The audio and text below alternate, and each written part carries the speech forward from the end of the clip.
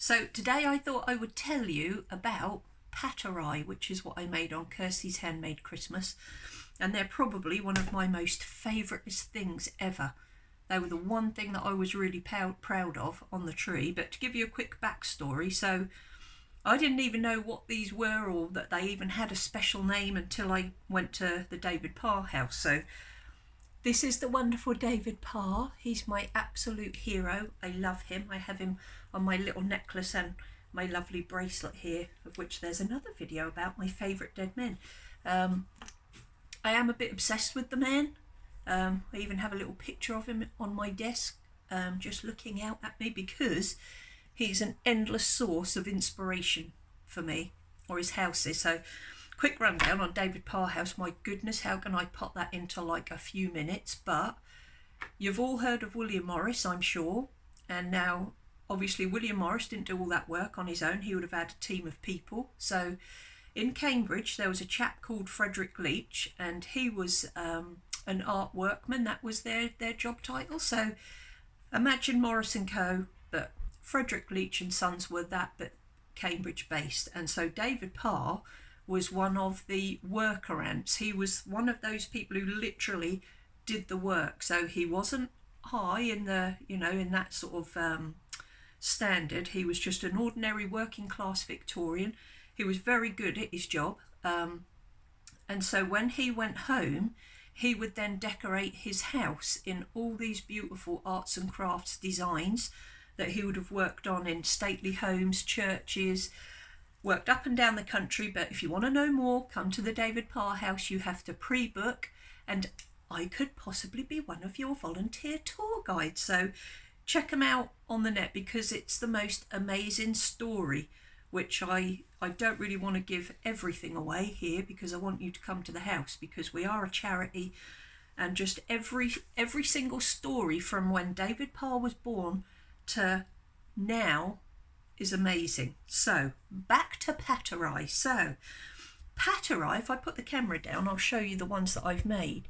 Like I said, I didn't even really know what they were before I went to the David Parr House, and even before I went there, I looked on the website and they had a picture of them in this little box, and so I totally fell in love with them, and I thought, I'm going to make some. So I literally made these before I'd even seen the originals, and when I eventually got to see the originals, boy oh boy, honestly, it was like meeting a rock star.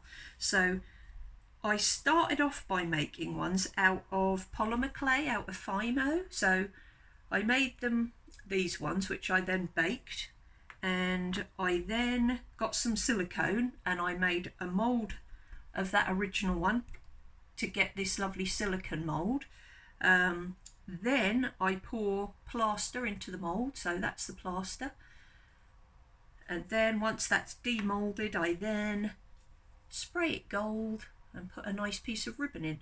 So my mould doesn't actually have a hole in on anything, because I thought maybe I might make them into different things. I have made these into wax melts as well, which are really nice. If you put some essential oils in, they make some really nice wax melts as well. So once you've got this mould, you can, well, whatever you can pour into a mould, you can use.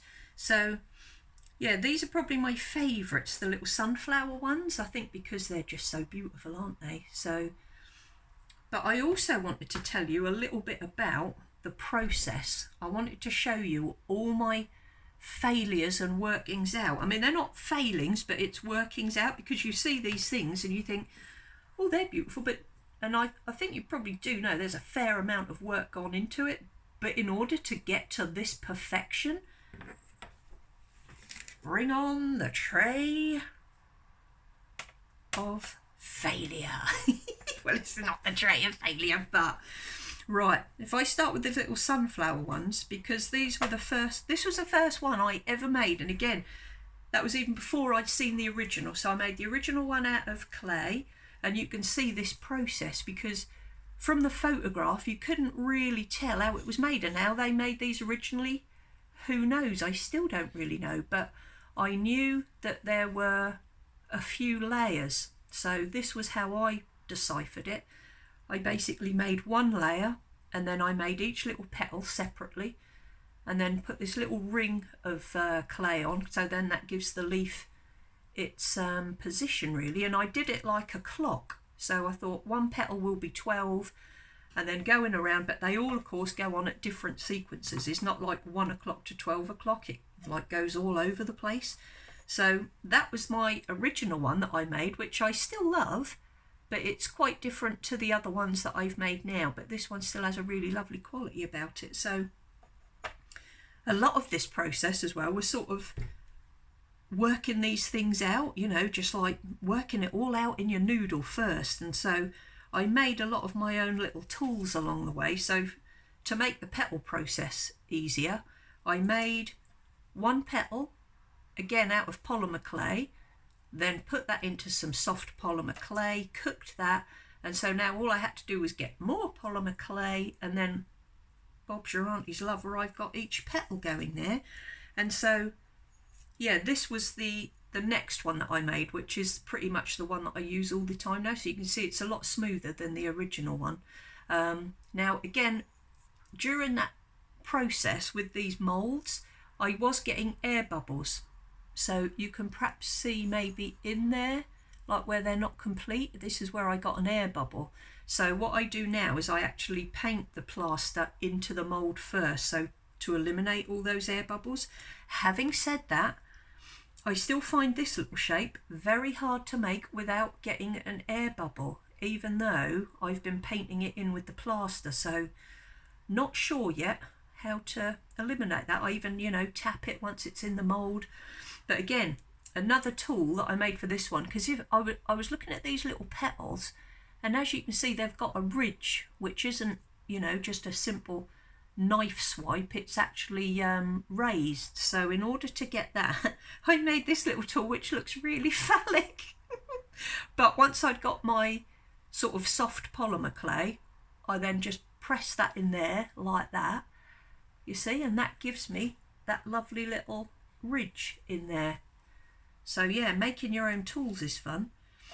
This one, the little square one, in the David Parr House in his little tin, this one was actually made of wood, but because I thought it was quite a nice shape, I still wanted to make it.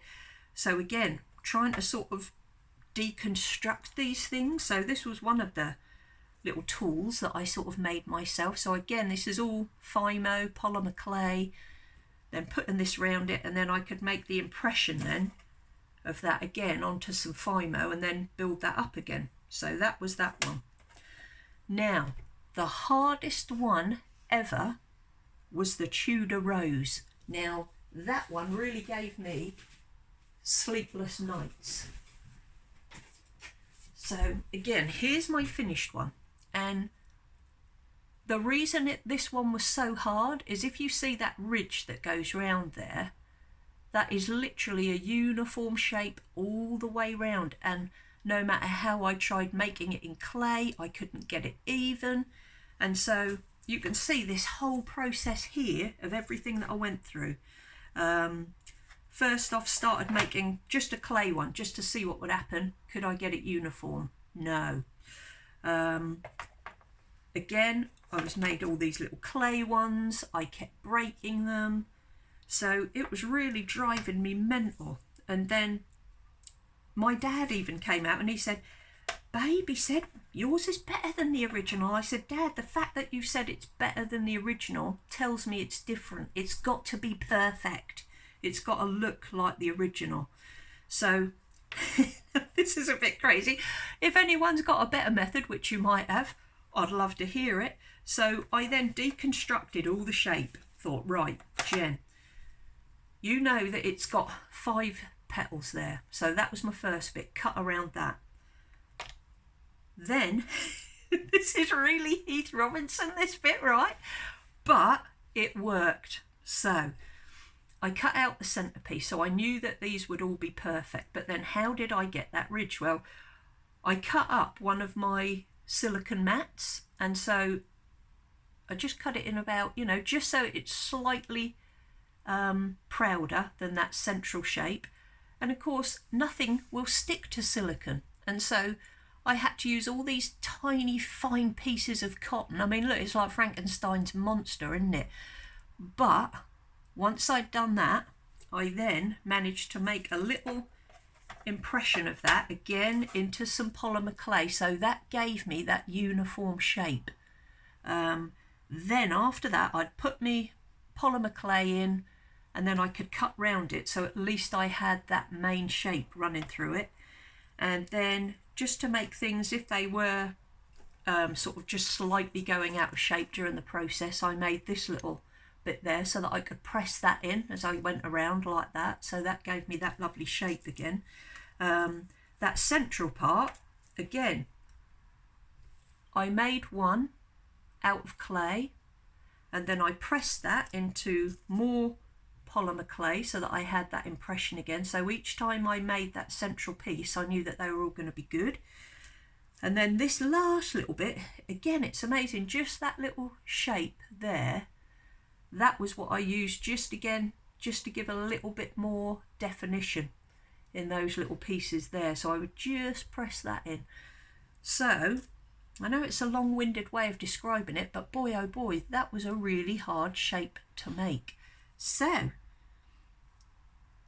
that's pretty much the paterae process. So they're paterae in singular and paterae if you have a few of them. And then when we were filming a bit of David Parr for Kirstie, they came to the house. We literally only had 30 minutes, and again, Shelley, our lovely volunteer manager, was there, and right before we went on, I said, Shelley, how do you bloody pronounce that again? Is it paterae? I said, I keep saying paterae. She said, right, if they're on their own, paterae.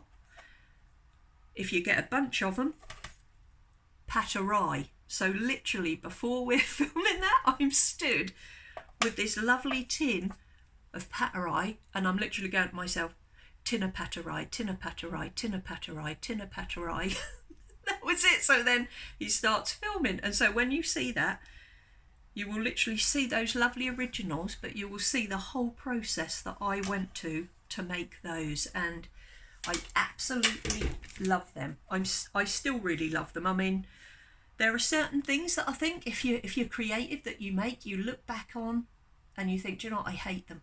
But these, I've loved every single process. I still love them, and I don't think I shall ever fall out of love with them. So I really hope that even just from this little video, that you will check out David Parr and that you will come to the house, because if you're into the arts and crafts movement, you have to see this house. You have to see it.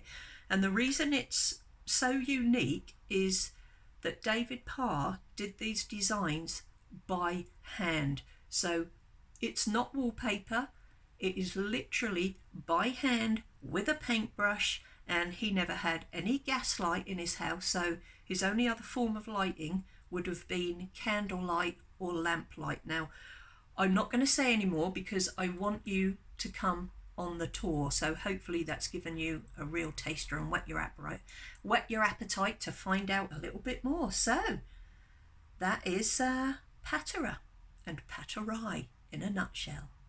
Thank you for watching.